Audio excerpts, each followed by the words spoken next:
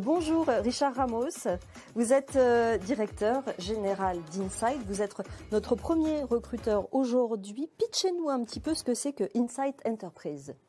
Alors, c'est Insight Enterprise, on est une société américaine, la filiale française, une société qui veut être le leader mondial de la transformation numérique des entreprises.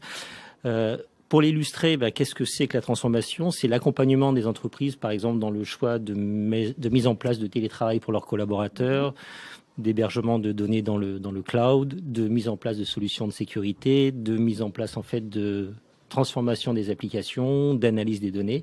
Et je vais peut-être donner un exemple qui, j'espère, sera parlant. Au contraire. Durant le coronavirus, on a été la société en France qui a créé le plus de personnes se connectant, en fait, à Teams. Puisque 2 millions de personnes sont rentrées sur le système Teams grâce à nos équipes. Vous favorisez la digitalisation. Vous existez quand même depuis 1988 et justement, je voulais vous poser cette question. Comment il a évolué votre business depuis cette période pandémique ? Alors effectivement, en fait, on existe depuis 33 ans. Il y a 3 ans, on imaginait qu'il y avait une hiérarchie pour l'accès par exemple, aux solutions de visioconférence. Ouais. Tout ça, ça a éclaté. On n'attend plus maintenant de la part des entreprises d'être en permanence dans les bureaux. Donc, on attend aussi de pouvoir d'avoir accès à un certain nombre de données de chez soi. Eh bien, notre entreprise permet de garantir que, en mettant ça en place, on respecte toutes les règles de sécurité, voire on imagine de nouveaux usages qui n'existaient pas jusqu'à présent. Quels sont les clients pour lesquels vous faites ça ? Alors, toutes les grandes entreprises françaises, une vingtaine du CAC 40 travaillent avec nous. Et puis, on a aujourd'hui un grand nombre de sociétés de taille intermédiaire qui nous font confiance. On va rentrer dans le cœur de ce pourquoi vous êtes là, le recrutement. Vous êtes 182 collaborateurs actuellement. Absolument. Et vous recrutez combien de personnes? Beaucoup de personnes, 28 CDI et 2 stages.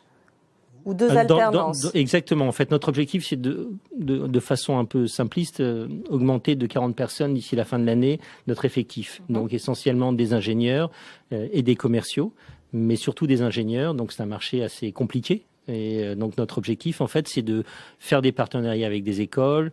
On a créé également un cursus particulier pour des gens qui sont partis sur d'autres voies qui veulent nous rejoindre. Ah, c'est ça, donc des gens qui sont en train de se reconvertir. En reconversion. Ouais. On appelle ça la Skills Academy sur deux aspects, un aspect commercial, un aspect technique. Et donc, notre vision, c'est de permettre à des gens qui n'ont pas choisi tout de suite le marché de l'IT de pouvoir réussir et d'avoir un point très important pour nous.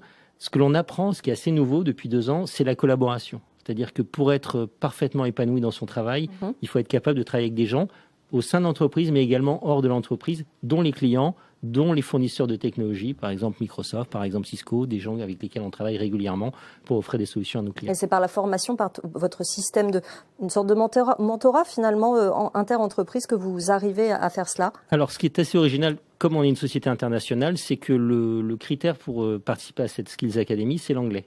Puisque toutes les formations sont faites en anglais et dans certains pays. Donc il y a déjà une collaboration qui se fait avec des personnes qui viennent d'Espagne, d'Italie, d'Allemagne, d'Angleterre.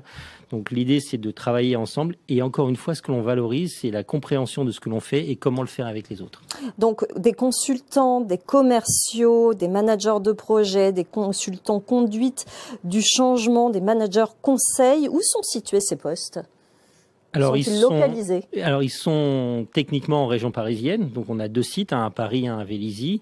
En revanche, on a de plus en plus de collaborateurs qui désirent travailler de façon un peu plus éloignée de Paris. Et donc, on leur propose des solutions pour pouvoir interagir avec leurs collègues. C'est essentiellement lié, en fait, aux clients. C'est-à-dire, si des clients acceptent que l'on travaille, en fait, de façon distancielle, il y en a un certain nombre, dans la presse, par exemple. De ce fait, on peut travailler un peu partout et donc on a des personnes qui vivent également, une personne à Menton, une personne à Toulouse, une personne à Bordeaux et ça fonctionne très bien. Vous parliez de ces personnes en reconversion, ça vous pose aucun problème, effectivement, c'est même un atout. Est-ce que vous prenez aussi les profils assez jeunes ? Tout à fait. Donc, on a des alternances, vous l'avez cité. Donc, l'alternance, c'est quand même quelque chose qui s'est très bien imposé en France, qui permet d'avoir des personnes extrêmement motivées, qui en plus bénéficient de l'école pour pouvoir continuer leur apprentissage.